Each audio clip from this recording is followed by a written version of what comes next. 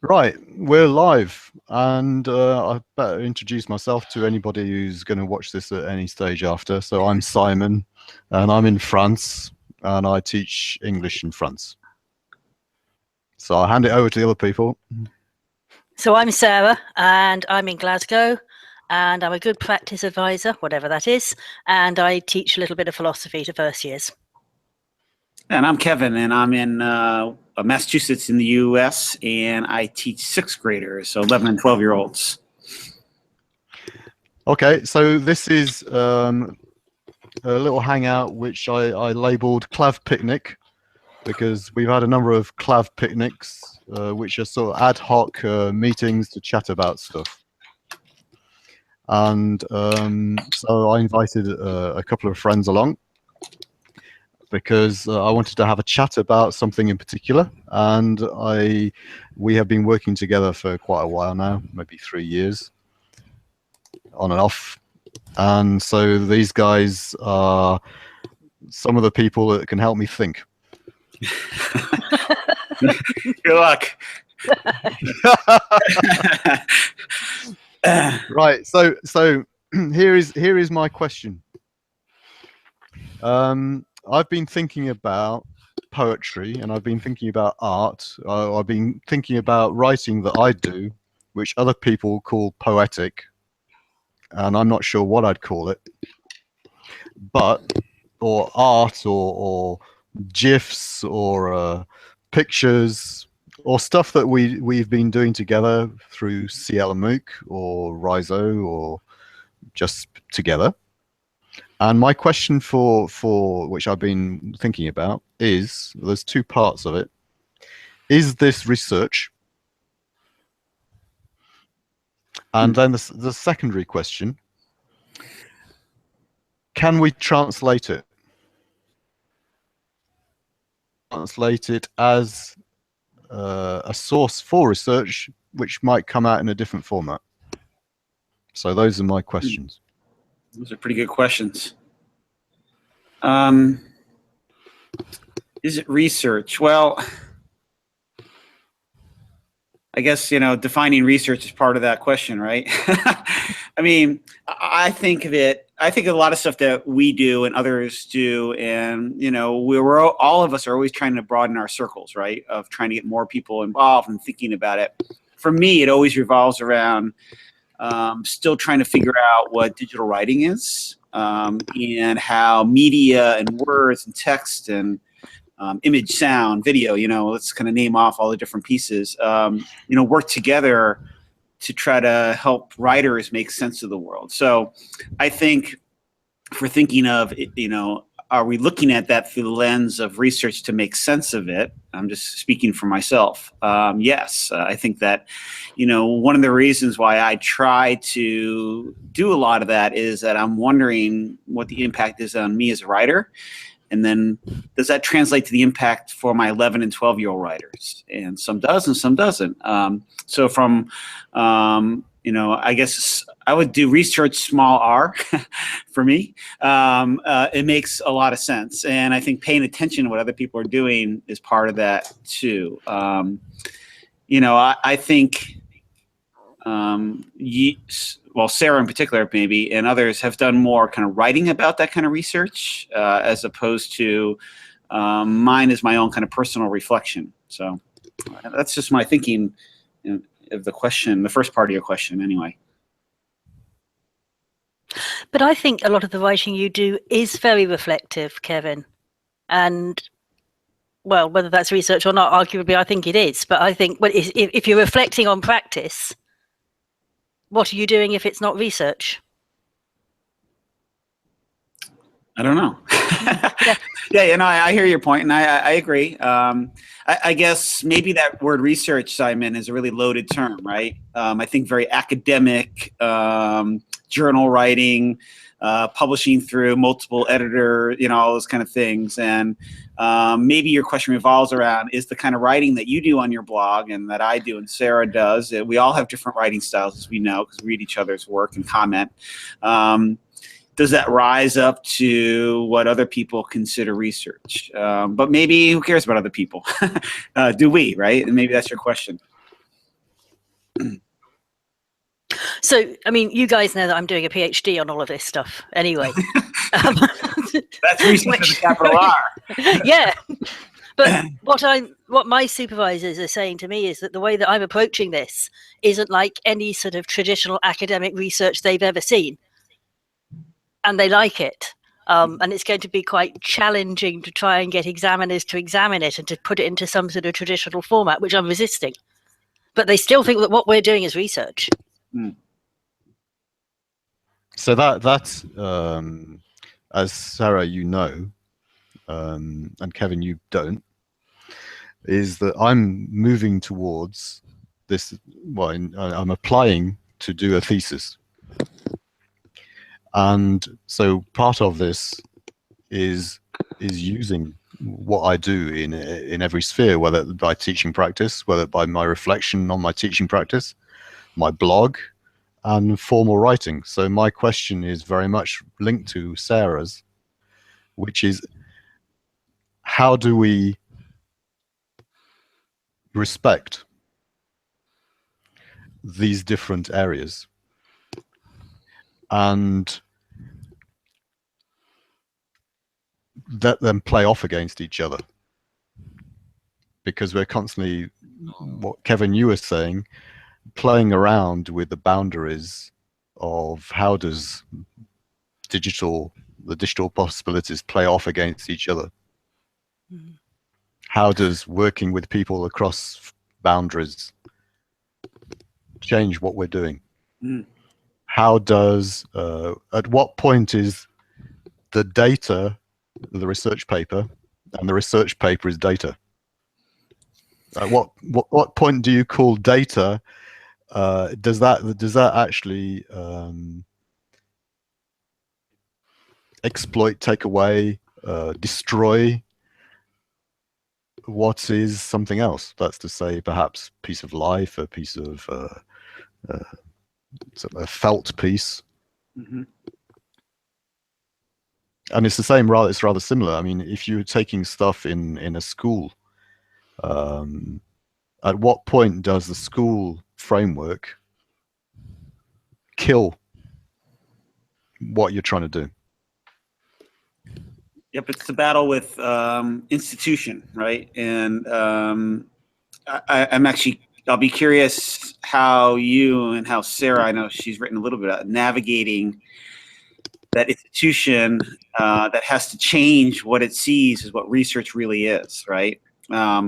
And I suspect a lot of institutions are not there yet. I'm just even thinking of somebody I know through our writing not my writing project, but a writing project that I think struggled in their PhD to get their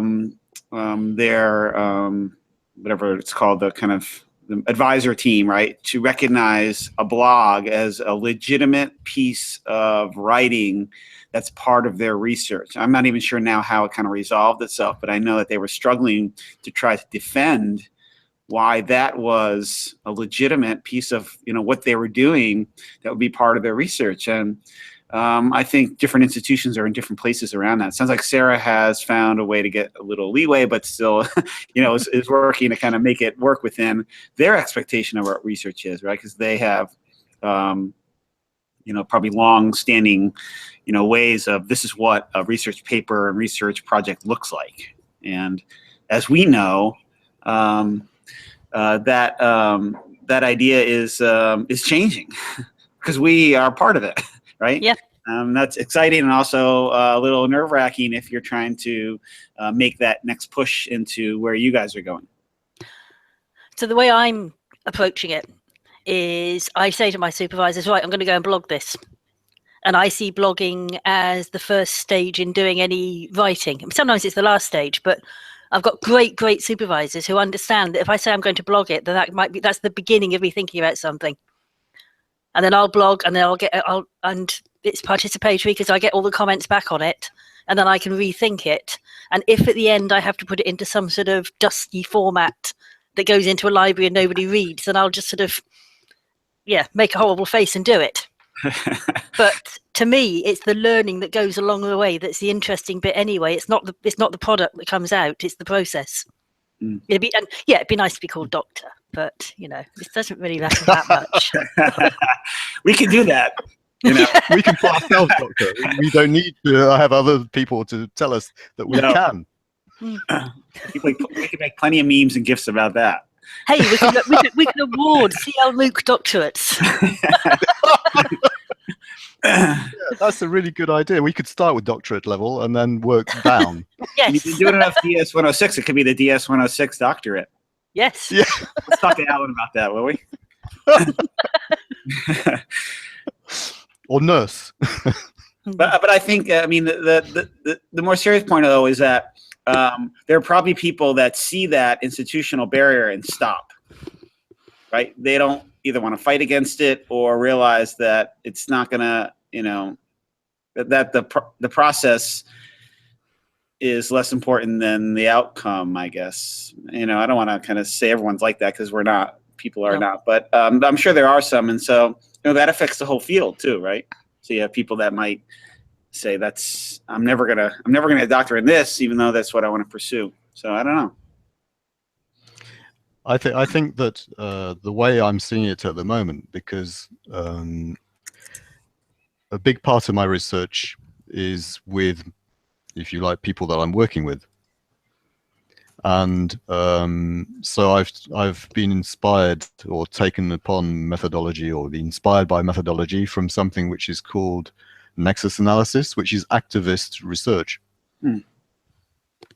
And so there isn't this sense of objectivity in the same way, because you are actually identifying yourself as participant within that community.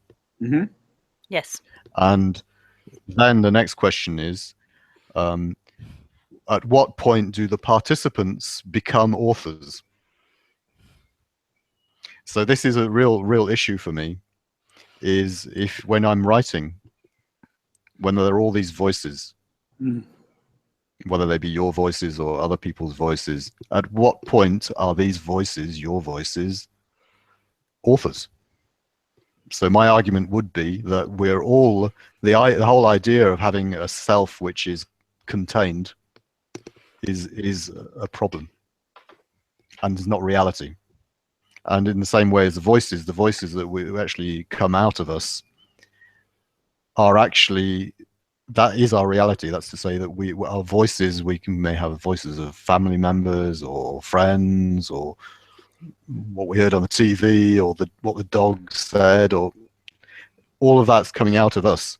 So in a sense, we are translating continuously or interpreting our surroundings. Yes. Yes.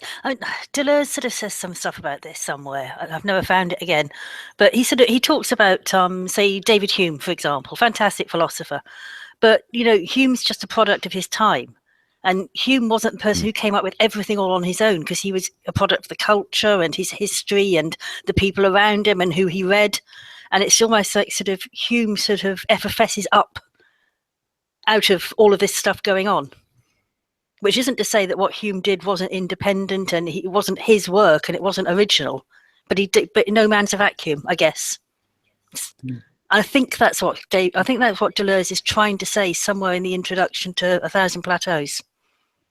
And that's probably about as much sense as I've got from Deleuze anywhere. Go ahead, Sarah. Sorry. No, you go. Because I know you got about 5 more minutes. I just saw that. No, I was just thinking that your question, Simon, is perfectly in tune with the way that you write on your blog too. I think the many voices come in and out and kind of weave in and out, and it makes it a blog has a lot of different kind of entry points and exit points and things like that. And so I can see where that would be a question that you're kind of going to be struggling with is how does that kind of make sense for, whatever direction you're going in. And then, of course, authorship, the more formal is, I'm sure the questions will be, well, if that's the case, then you have all these people who are kind of their voices are involved. How are you citing kind of who they are? I mean, I can see all the questions that would come out of that from more formal kind of institutional people. and the kind of struggle that you're probably going to be facing around trying to figure all that out.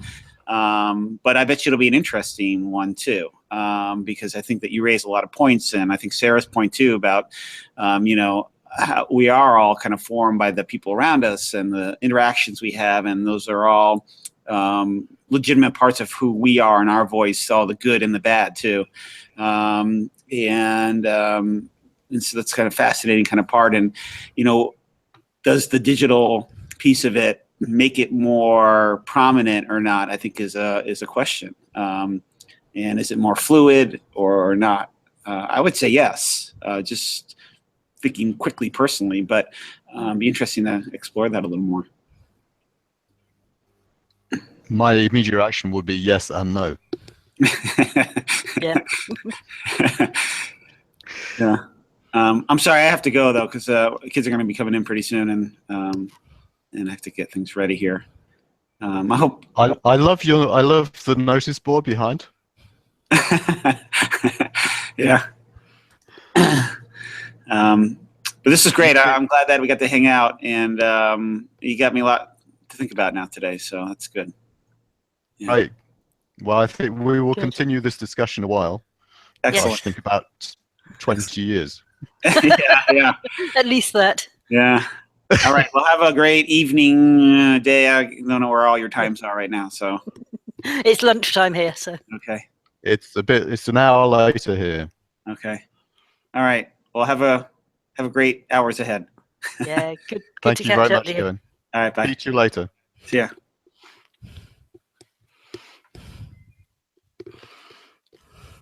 So I don't know. I'm just think for my thesis, I'm just going to have to stipulate that I'm the editor of all of this, or the facilitator of the conversation, or something like that. I'm the one who's writing it up from my perspective.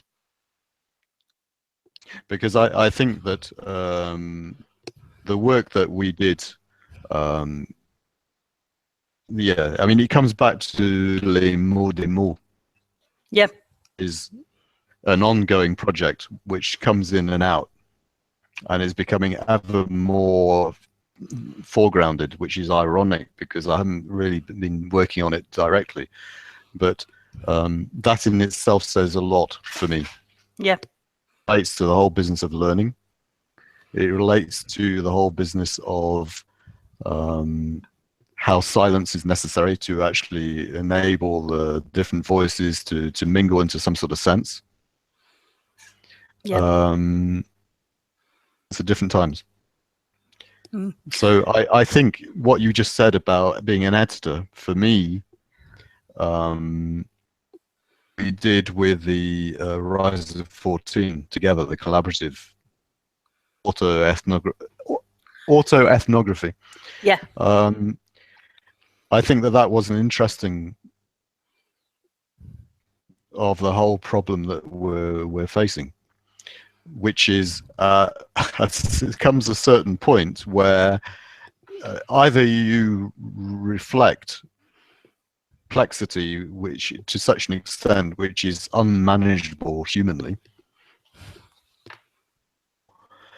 you bring it into some sort of format which is usable. Yeah.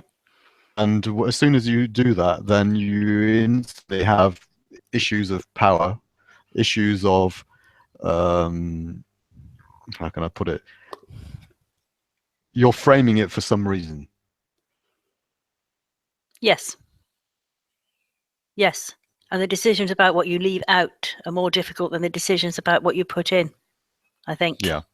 But I think for me, this is where, if you like, I want to make the real connections between the sheep that's not present, the cat that just walked off, the dog that was here a few moments ago, the board which is behind Kevin, the light which is behind me,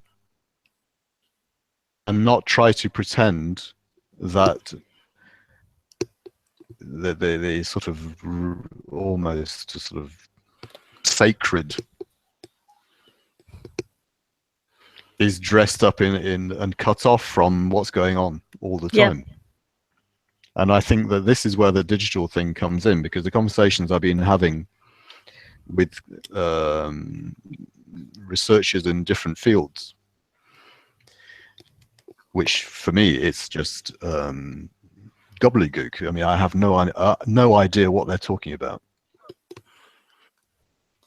So specialized, electromagnetic, this, and I mean, I have no idea what they're talking about. So I do not share that language. They could be speaking Chinese. It's the same, except it's worse than Chinese, because if I was going to translate into Chinese, then I could look for things which I understand already.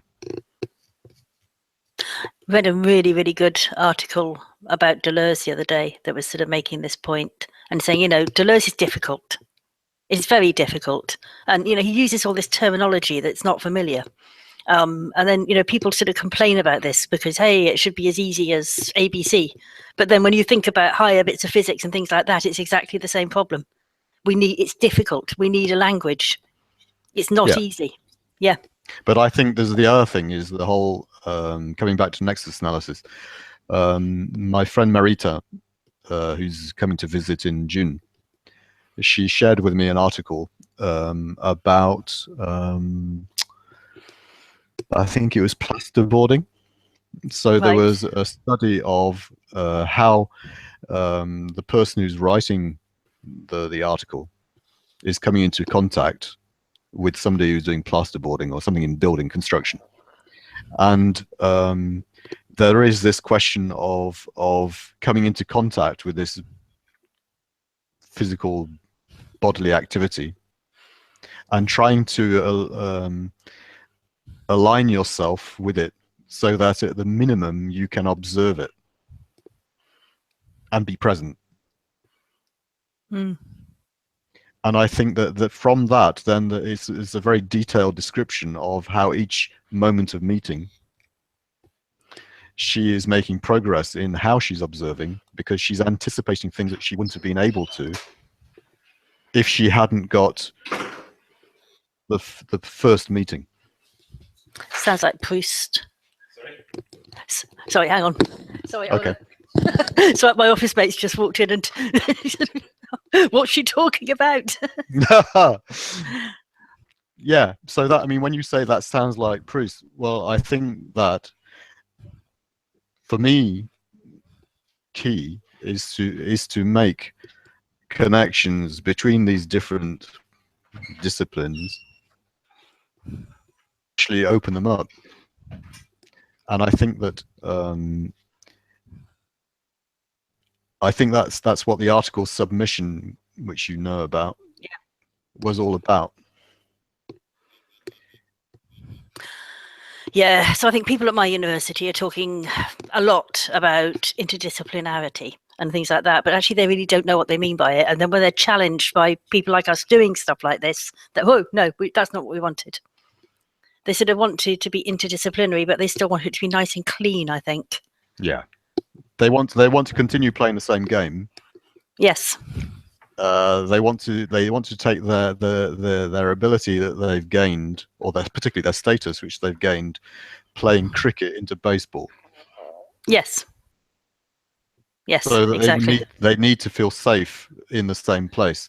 Now, this is the interesting thing, is that the internationalization and the connections which are being made, the conversations I've been having with some of my colleagues, is precisely about where they don't feel safe and where they don't have the same status. And I think that is where I think we need to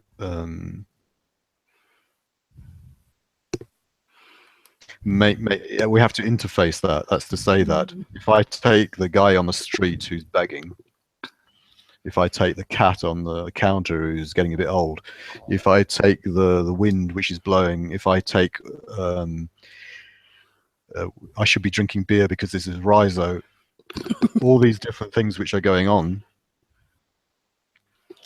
we need to be making those connections. That's to say that we need to be clear about, okay, look, we're aware that this person is beating up their family to look in their microscope. to concentrate on this particular thing. So there's a sacrifice which is going on for perhaps of other people in order to enable that person to spend their life looking at a microscope. Mm. Because we can't separate the rest of our lives from looking through a microscope. No, we can't. And I think that coming back to this question of the individual author, therein lies a big part of the problem, because the business of identity, I am British, I am Scottish, I am French, I am a cat, I am Simon, I'm Sarah, etc. All of those things it has been a means of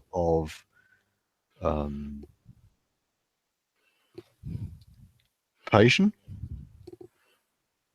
of the les Lumières, being rational, the whole Western philosophy of the individual rights.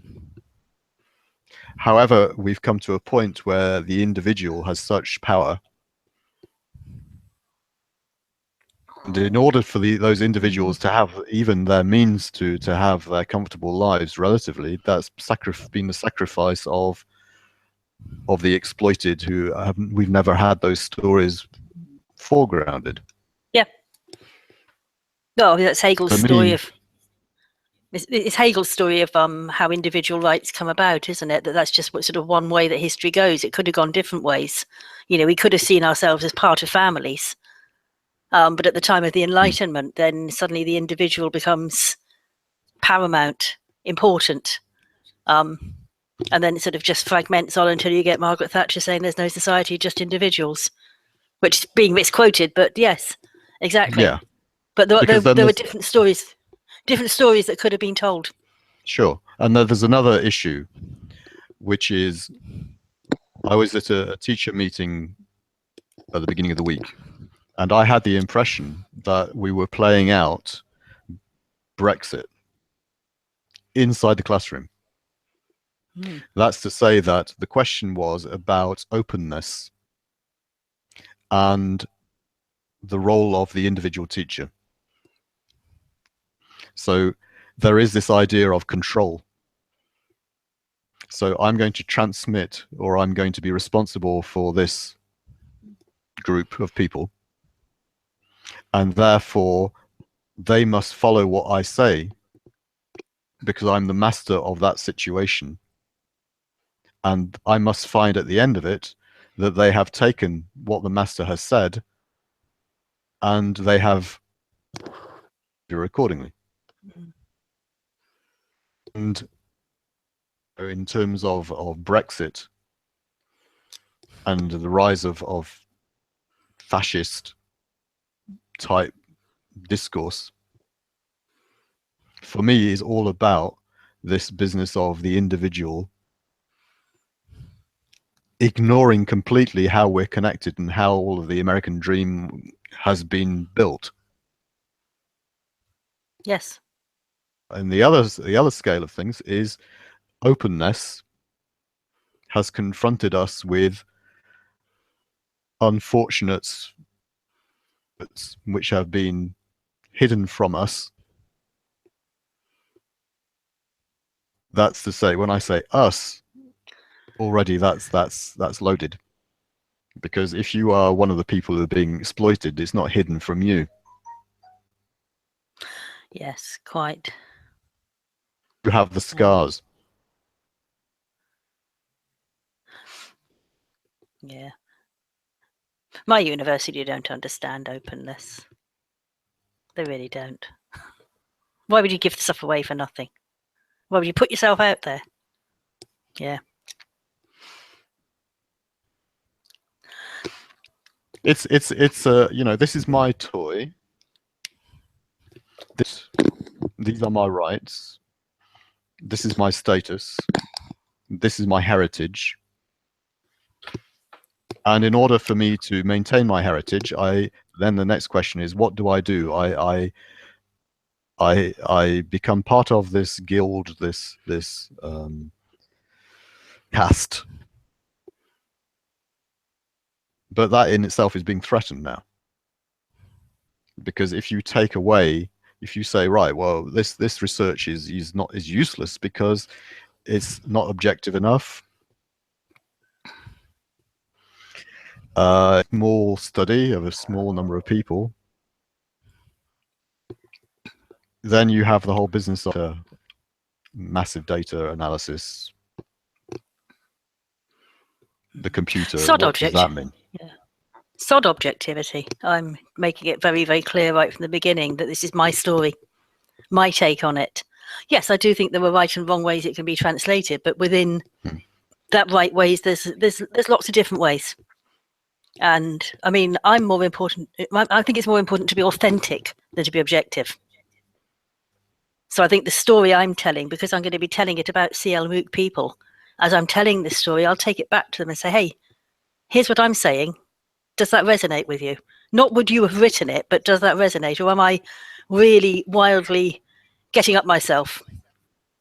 And I think that's much more interesting. And then other people can look at the same. So, you know, I have these conversations that I can call data and analyze. Other people can call data. Yes, exactly. Yes. Yeah. Because I think therein lies the question. For me, therein lies the question. If you have collected stories,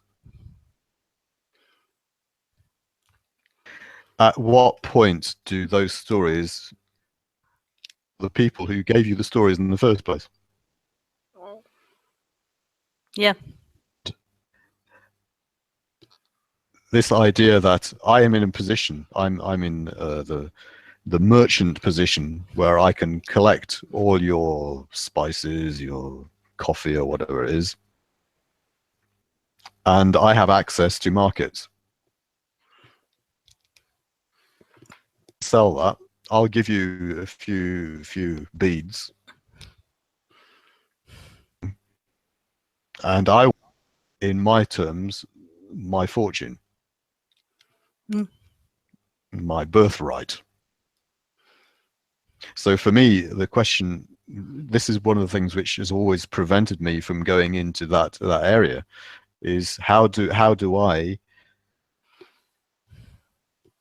that deal in being part of it? Well, I think I have the answer to that now. What's your answer? My answer is that firstly, if your stories, if I take my own stories in my blog, if they remain intact, then I'm not actually hiding them from other people. If other people's stories remain intact and they can use them in another frame for them, then what's the word? At least I'm not cutting up the stories. They're still there. Yeah. There's another level. Go on. No, I mean, that's what I think. I mean, I think one thing is my interpretation. I'm being clear that I'm not telling the story. I'm telling my story. And secondly, if I do misrepresent somebody, if somebody sees themselves in something I've said and they don't like what they see, then I'm willing to revisit, because I don't want to upset any of my friends. I don't care about my enemies. I want to upset them. So yes, and I'm not actually stealing anybody else's words. But that is the big thing, isn't this, with this participatory culture? Do you remember way back in, was it RISO 14, we had this thing about stealing? There was something, yes. I think I'm not actually stealing your words, because I'm not taking your blog. I'm being inspired by what you're saying and what you're writing, and then using it in my own way. And I think that comes back to what Terry was doing. Yes. I'm going to take it, and I'll apologize if the person's not happy. Yeah. However, then this is with the question I've been asking myself, the whole business of translation. For me, firstly, that's not. If I take a piece of music and it's the whole business of artist and authorship and respecting what was there at the first instance. Yeah. Relationship of respect. But that's not something which can be, it's not contractual. No. So I was just thinking, you can't, this idea of translating poetry, it's like trying to, how would you translate an artwork? You can't, can you? You wouldn't try to. You try to understand an artwork, or you try to appreciate an artwork. You don't try and translate it. I'm glad that you said that, because now I know I need to speak to my cousin. Why? Do they try and... She translates novels. Right. Language to another. Yes. Yeah, and so that is... No, that's really difficult thing to do, because there's two ways of translating. Well, there's a mixture, of course, as you know, of course, because you can translate the letter or translate the spirit. And sometimes it's really hard to get both, isn't it? So I'm reading a lot of, as you know, I'm always reading Deleuze, and I'm reading Deleuze in translation. And a lot of the time, the translator's notes saying, I use this word. And it's tempting just to flick over, but it really makes a difference what word in English you've chosen. But all reading is translation. All reading is translation, yes, of course. Yes, I'm translating it from the words on the page into my understanding, which isn't in my head.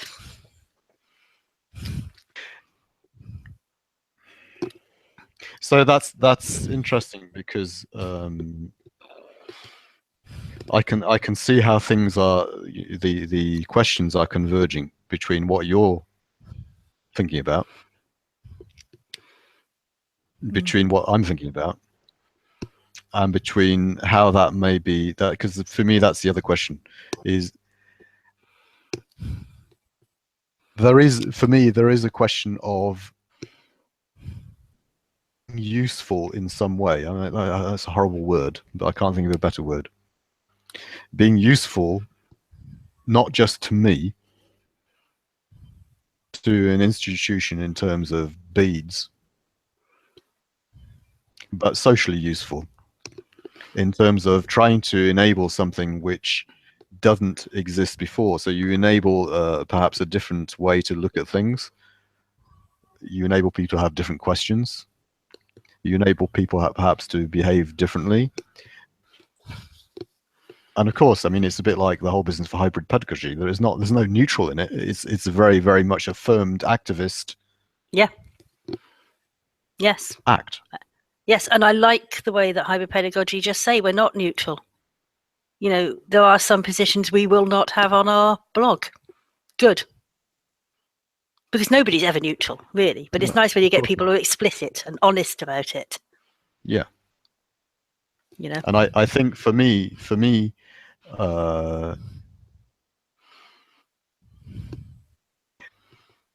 somebody said, I think it was Susan said something about conclusions.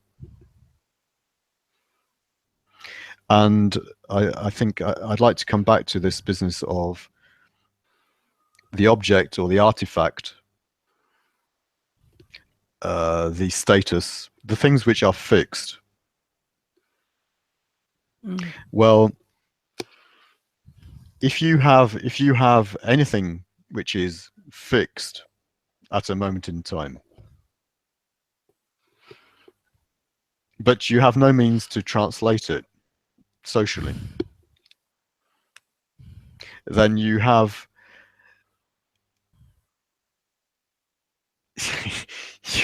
basically you really don't have anything. You have nothing. I think of one or two of my ancestors who wrote long treatises on education in the 19th century. And to all purposes, these are dead. They do not, I mean, apart from the historian, they're not part of any sort of discourse now. I mean, they're you could say they're quaint, but they don't. But yes and no. That's to say that they are part of where we are now. Have you read Terry Pratchett's Small Gods? No. It's wonderful. It's my favourite Terry Pratchett. So basically, the god in question is a tortoise. The idea is that the more people who believe in you, the bigger and grander a god you are.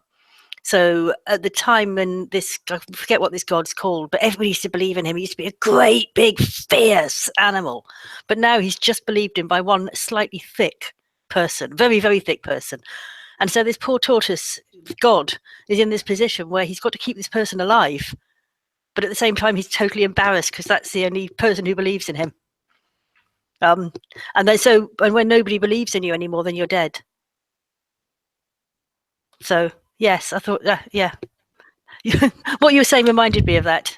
Yeah, let me just read you what Marianne wrote. So she says, poetry is its own language. It resists translation. We are better for that. Yes.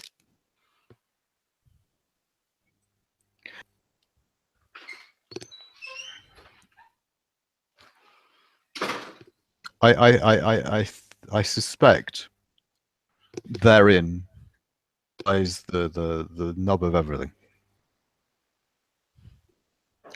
That's to say that it's the question of relationship between the author, a moment, and something which passes. It's the difference between a DVD of something, a theatrical performance, and you being there in that space with all the anticipation, the travel, the questions that you're asking yourself about: am I going to be there on time? Am I dressed right? Am I going to be able to see the stage well? And then you're in that space, and sometimes magic happens, and you can't actually. You came back to this word, authentic. You can't mass produce that. You can't plan for it. You can. It's the whole business of complex adaptive systems. Yeah. You can probe, and you can, in a sense, the essence of what has value. Yeah, and that's the difference. And that's why what we're doing isn't objective, and it's not research, and it's not replicable, and all these accusations will be thrown at us that what we're doing isn't research because it's not replicable, and we're not analyzing data. So you just need an answer for that. Just say yes, no, that's absolutely right. We're not doing that. We're not. We're doing something else. Come and watch us, see what we're doing. Yeah, and I think also the question then comes: how are you connected? Does that have an effect on other people? Yep, that's my thesis topic, basically, really. How does this connectedness happen? And how is it important? And how does it lead to what it leads to? And we can't measure it. Can't measure it at all. But I had to put some false measures in, aren't I? You know, not measures, not. I think measure, yes. I think if I view my own particular situation, yes, you can measure it up to a point. Yeah. You can give some sort of measurable indication. That's to say that if as a teacher in my context, I can show two examples. That's to say, the teacher in the class who is working on something which is very measurable by a computer, for example, and I can put that against something which is much more open and dealing with the complexity of that situation and the people in there, and saying, well, if the teacher is there to enable real progress in learning or real progress in speaking a language, then there are certain actions that that teacher can take, which you can demonstrate in terms of the investment of time, have dramatic effects on the people there. Yeah. It may not be instant, but it will be something which you can say over time, those things they'll take with them. Yes. And I think you could even go so far as to say, why is it that people still study Shakespeare? It's not because Shakespeare is, you know, people are forced to do that. Well, some people may feel like that. It's because it has some sort of truth. Yeah. In effect, beyond the book, beyond the epoch, beyond the theatre. And for me, that's that. It is, if you like, it's coming back to things like Gardner Campbell would come out with, or it's the business of yearning, business of wonder. It's the business of not yet-ness. It's the business of incompleteness. It's the business of respect for people rather than, and for oneself, and respect for the instant and respect for life, rather than trying to imagine that things are machines. Yeah. Oh, well,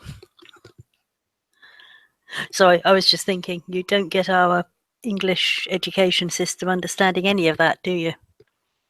And what you just said is just sort of the total opposite of what Michael Gove thinks is the reason that people study Shakespeare. You know, he would think they study Shakespeare to learn grammar. Well, that there is plenty of studies that could be taken on Michael Gove to actually trace his discourse, which would be perhaps entertaining, but perhaps not. Anyway, look, I'm going to need to head off, but we need to keep this conversation going. Okay. And get Terry into it as well. And have you come across Karen Labonte in the CL MOOC? Okay, so she thinks a lot about digital writing and what it is. She'd be a good person to talk to. Okay, so what I suggest we do is we'll, with this object now, can stick it in CL MOOC, and we can stick it in a few other places, and we can see if other people find some meaning in it. Yes, and ask them to respond. Amplify. Thank you very much, Sarah. Thank you, Simon. Great to talk to you. I can see this will be an ongoing discussion. Absolutely. Talk to you soon. Right. Okay. Bye-bye. Bye.